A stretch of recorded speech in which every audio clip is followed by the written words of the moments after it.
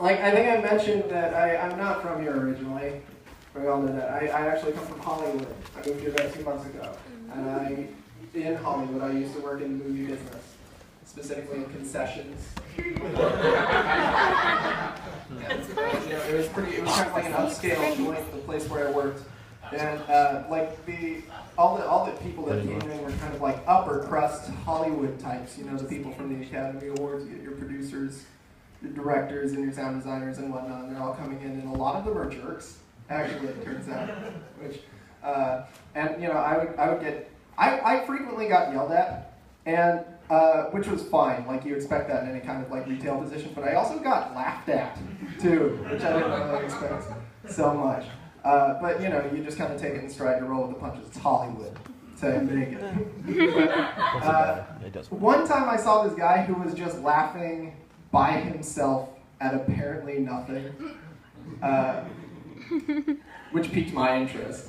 So I went over and I asked, "What's so funny?" And he kind of leaned over the counter conspiratorially to me and he whispered, "I just thought that it was funny that you guys keep your Perrier, you sell your Perrier, the ones with the plastic bottles."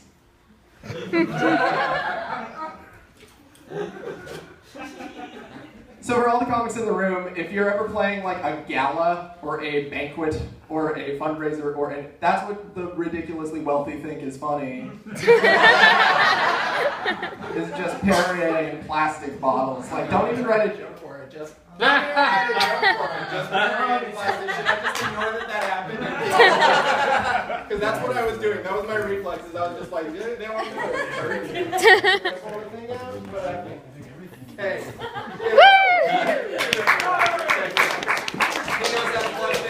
I don't know how to plug things in. Hey, you guys, you know what the ridiculously wealthy think are funny. These Perrier plastic bottles, mention it in anything, monocles everywhere. Back on track.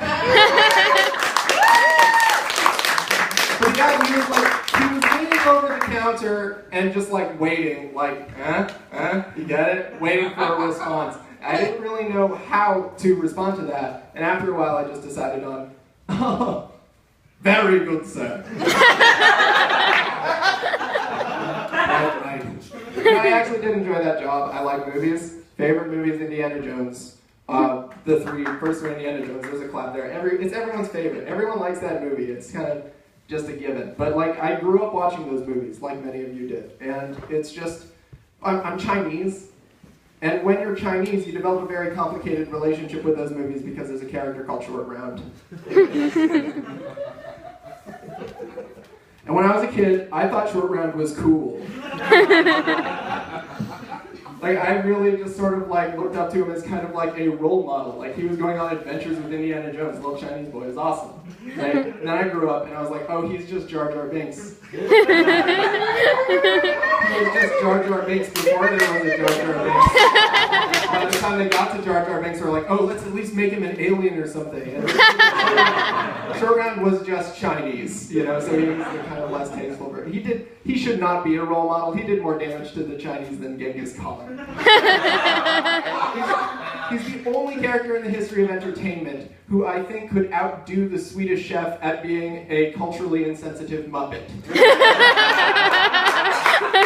And yet I loved him. He was my favorite. There's a scene in the movie where they're just kind of like hanging out in a dungeon and it's super dark and they can't see that there are all these beetles falling in and they're carpeting the floor and they're crunching on the feet. You guys remember? Do you remember what he says? He says to Indiana Jones, "Dr. Jones, it feel like fortune cookie."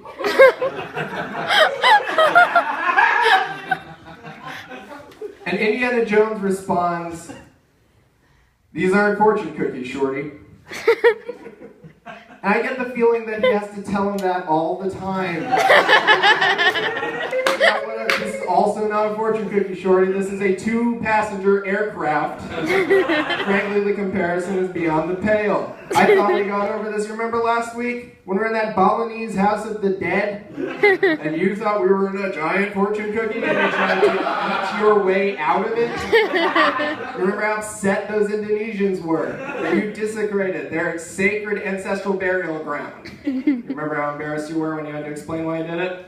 It kind of sounded ridiculous, didn't it? Okay, you kind of reduced thousands of years of like just beautiful and rich cultural tradition into a cookie. That wasn't even invented by the Chinese. It was invented by the Americans 10 years from now. You guys, get excited for your next comic coming up to the stage. She's so funny. I love her so much.